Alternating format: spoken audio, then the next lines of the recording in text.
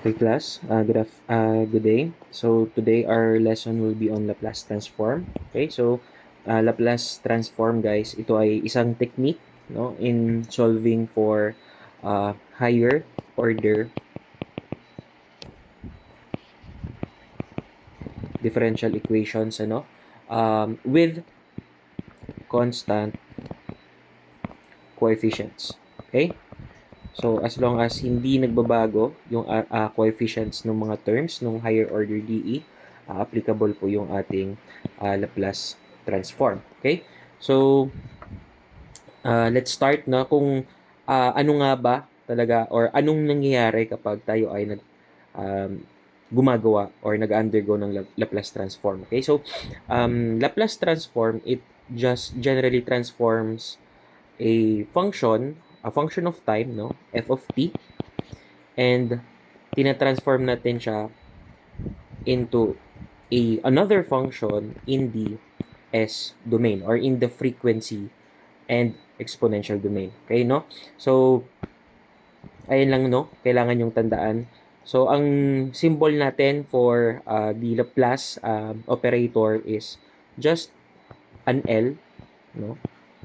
Then, dito natin ipapasok yung ating ita-transform, which is yung function f of t. Okay? And para makuha natin is yung kanyang Laplace transform na. Okay? So that is our symbol. So definition naman, mathematical definition, what does the Laplace transform indicate or mean? So kapag kinuha natin yung Laplace transform, it just means na kinukuha natin yung integral, no, from 0 to positive infinity ng e raised to negative s of t times the function na gusto nating i-transform. Okay? And this is equal to your f of s. Okay?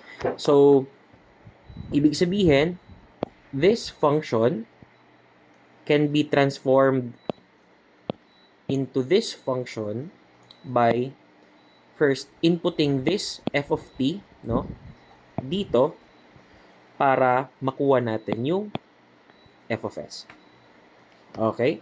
So, yun lang po yung ginagawa natin. Okay? So, wag kayong masyadong matakot kung dito sa formula na to.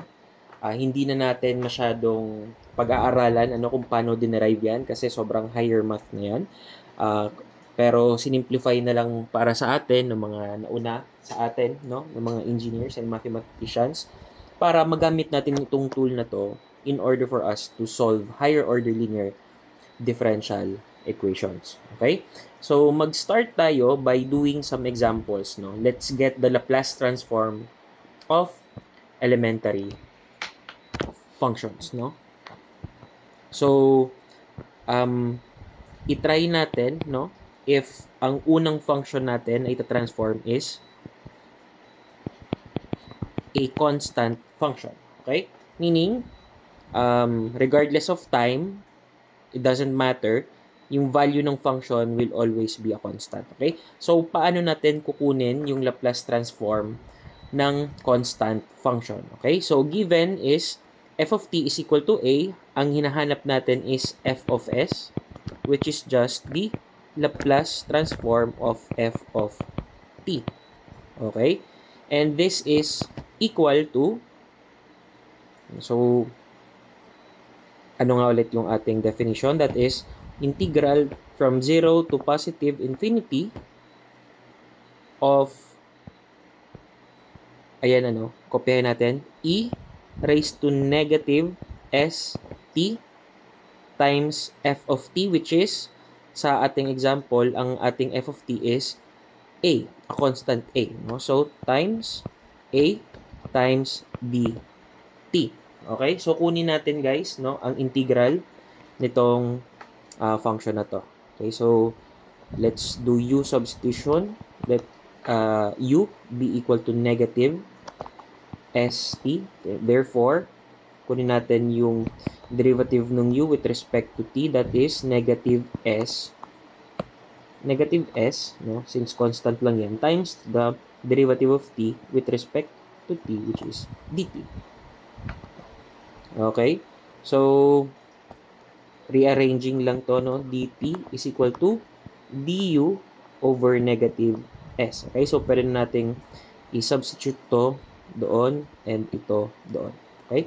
So, rewriting that is, since yung constant a guys, since yung a ay constant, ilabas na lang natin yan sa ating integral. That is a times the integral of 0 to positive infinity of e raised to u. Okay? And yung dt natin is du over negative s, or pwede naman ilabas na lang din natin since that is a constant na lang din. Okay?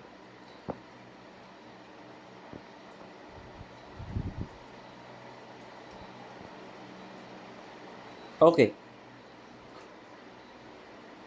So, let's let's evaluate, no? So, this is negative a over s times, that is e raised to u, no? The integral of e raised to u is just e raised to u, or ilagay na natin, ibalik na natin yung u, which is negative st, and this is evaluated from 0 to positive infinity. Okay, so that is negative a over s times e raised to negative infinity minus e raised to 0. Okay? So, ano nga ba ang e raised to negative infinity? Ano yung graph ng exponential, no? So, parang ganyan siya. Tama ba?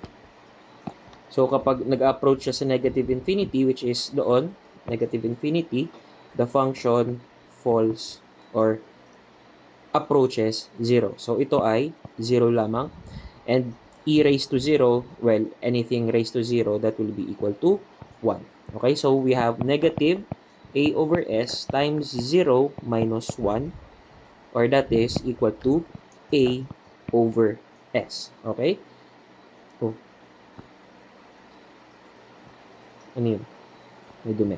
Okay? So that is the Laplace transform of the function a. Okay? So, ibig sabihin guys, if you have any constant, no, and pinapakuha sa inyo yung Laplace transform, yung constant lang divided by s. Okay? So, that's the first elementary function, no? The constant function.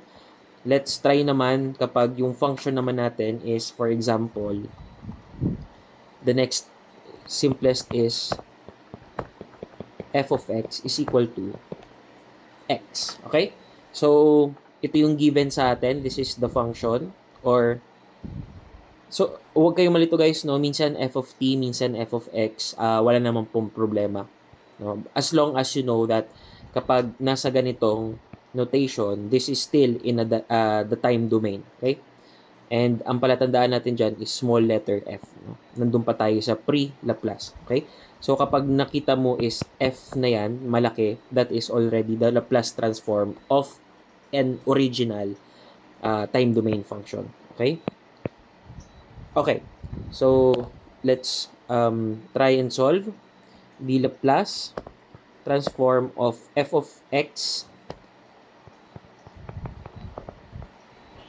or that is just the Laplace transform of x, and that is equal to our paano nga ba natin ulit kinukuha? That is the integral from 0 to positive infinity ng e raised to negative s times x, no?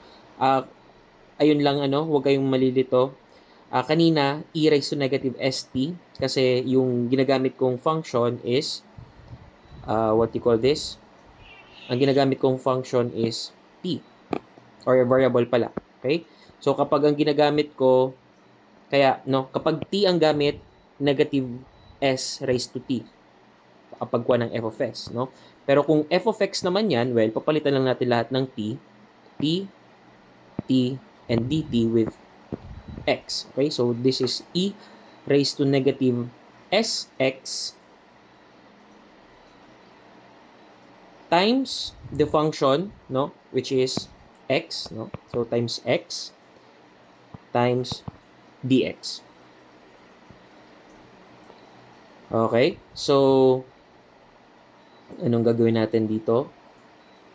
So mukhang mag-i-integration by parts tayo, ano? So kapag ganito, sige, let's do it. Let u be x, no? So therefore, yung du natin is, well, that's just dx. So yung dv ko is yung maiiwan. So dito, inalis lang natin yung x. So ito yung ating u. Teka nga.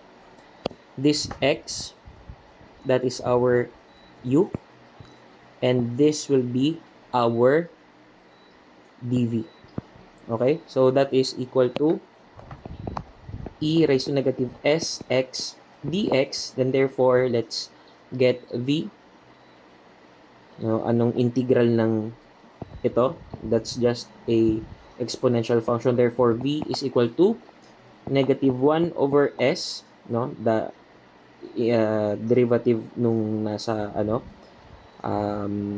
exponent, nasa denominator ilagay natin, times e raised to negative s x. Okay?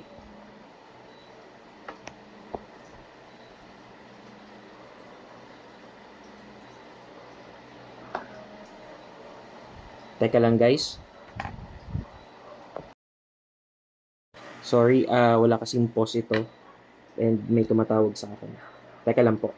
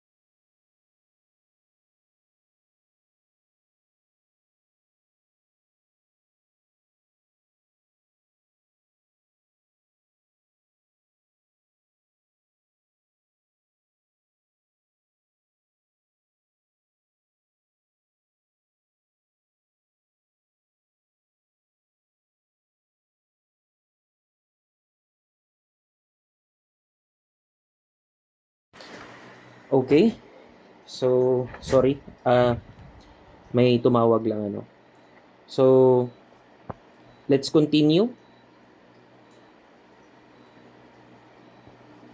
Okay, so paano nga natin ginagawa yung integral by parts? That is our uv minus minus the integral of v du. Okay, so our uv is ito times ito. So that is negative x over s times e raised to negative sx, tama ba? Minus the integral of v, which is ito ulit, no? Negative 1 over s e raised to negative sx times du, which is dx. Okay? So, ito na po yung ating integral. Okay, so, let's evaluate. So, ito, no, na negative, and itong negative, magiging positive lang din yan. And also, this is just a constant. So, ilabas natin, no, yung negative 1 over s. So, that is negative x over s e raised to negative sx plus 1 over s times the integral of e raised to negative sx dx. Okay? So, ito, medyo mas madali na itong ma-evaluate. Okay? Okay, so, that will be negative x over s e raised to negative sx. So, the integral of e raised to negative sx is just, no, e raised to negative sx all over, ito, no, derivative nito, integral pala. Integral niya is e raised to negative sx over negative s. Okay? So, let's apply that, no? So, magiging 1 plus s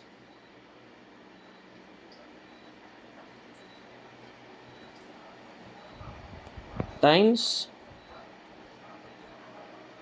e raised to sx, negative sx over negative s. And that is evaluated from, or this is evaluated from 0 to positive infinity. Okay? Ano ko lang to, linisin ko lang. So, that is negative x over s e raised to negative sx. Magiging minus na lang to, no? Minus 1 over s squared e raised to negative sx. Okay? And this is evaluated from 0 to positive infinity. Okay? So, input natin si positive infinity una. So, that will be negative infinity over s times e raised to negative infinity minus 1 over s squared times e raised to negative infinity. Okay? So, ito yung for the positive. Mag-minus tayo ng negative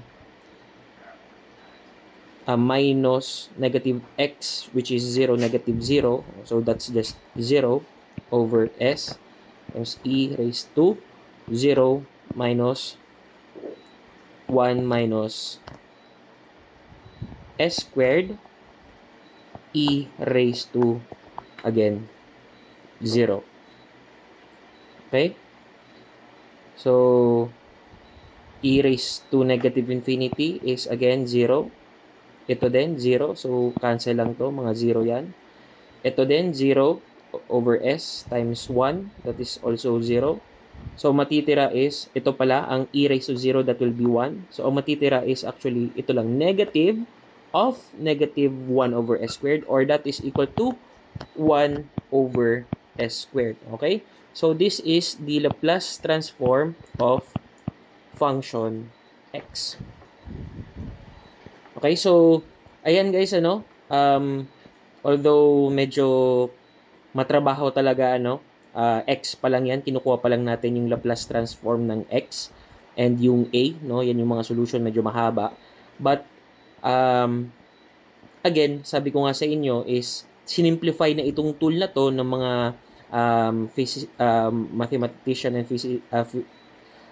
physicists natin, no. So, what they did was to, ginawa na nila, no, kinuha na nila yung Laplace transform ng mga different important or various important functions. Okay? So, is-summarize ko na lang po dito, ano, kung ano yung mga Laplace transform of our elementary functions. Okay? So, first is, no, lagay natin dito yung original function. Then, isulat natin dito kung ano yung kanyang corresponding Laplace transform. Okay? So, for example, kanina, yung a natin, which is yung constant function natin, ang kanyang Laplace transform is, ayun, a over s. Okay? So, that becomes a over s. Okay? Yung x function naman natin, that becomes 1 over s squared. Okay?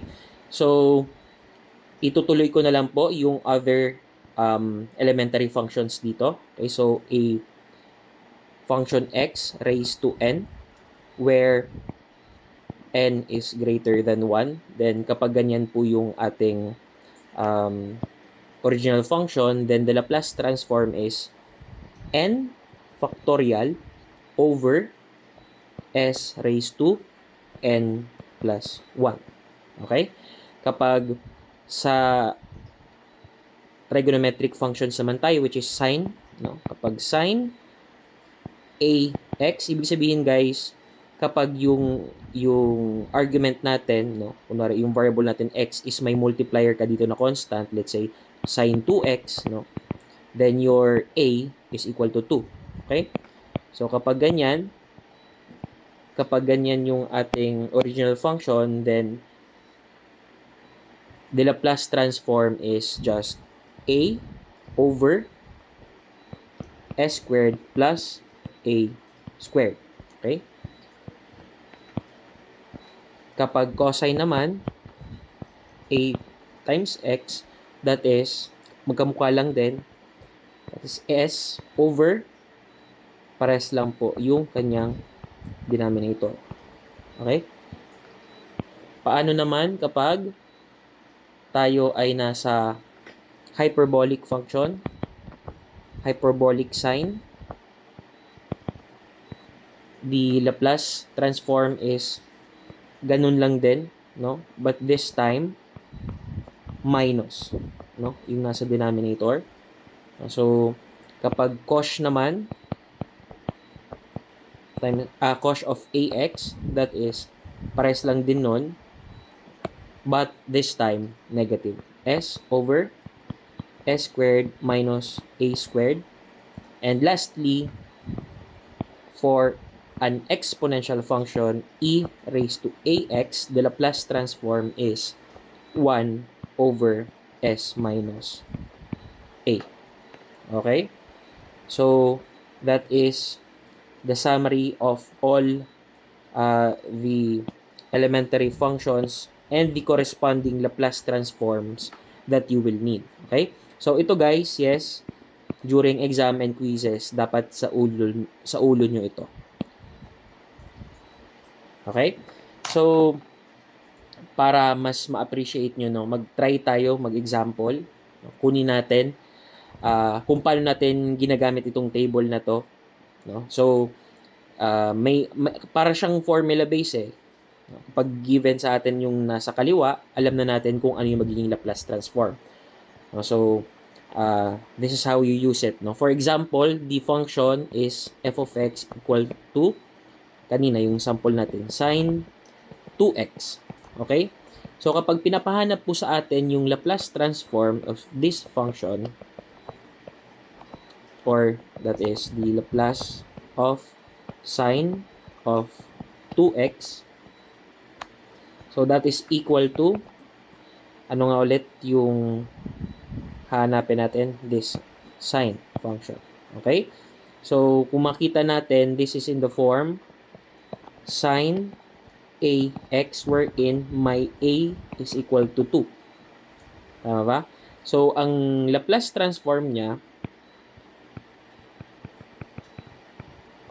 that is equal to a over s squared plus a squared. Okay? Ano nga ulit yung a natin? That is 2. So, the answer is 2 over s squared plus 4. Okay? So, this is the final answer. That is the Laplace transform of sine 2x. Okay? So, basic ano? Medyo parang plug and play na lang siya. So, another example, no? What if our f of x is equal to e raised to negative 3x. Okay, so alin yung titignan natin? Well, ayun, yung form. Okay, so getting the Laplace transform of that f of x, that is equal to 1 over, ito yung form na to, s minus a. So, ano yung a? Kung mapapansin nyo, kung ano yung nakamultiply dun sa x, that will be a. Dito sa ating example, ang nakamultiply sa x is negative 3. Okay? So, that will be my a. So, s minus a is s minus negative 3. And therefore, this is 1 over s plus 3. Okay? And this is the final answer. Okay? And lastly, isa pang example, what is the Laplace transform of x raised to 5? Okay?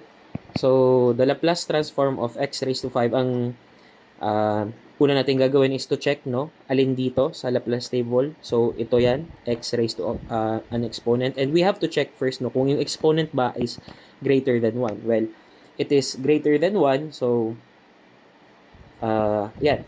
And also, guys, ang sa pagkakalam ko, that, dapat whole number, integer. Okay? Kasi, para maging applicable siya. Okay, so, ano yung form niya? The formula is n factorial, over s raised to n plus 1. Okay, dito sa example na to, Rn is equal to yung exponent, 5. So, that is 5 factorial over s raised to 5 plus 1. Okay? Ano nga ba ang meaning ng 5 factorial, guys? Sa mga hindi nakakalam, 5 factorial, kapag factorial yung operator, so mag-i-start ka lang doon sa number na fina-factorial, then kailangan mo lang mag-multiply ng lahat ng numbers pababa. 4, 5 times 4 times 3 times 2 times 1.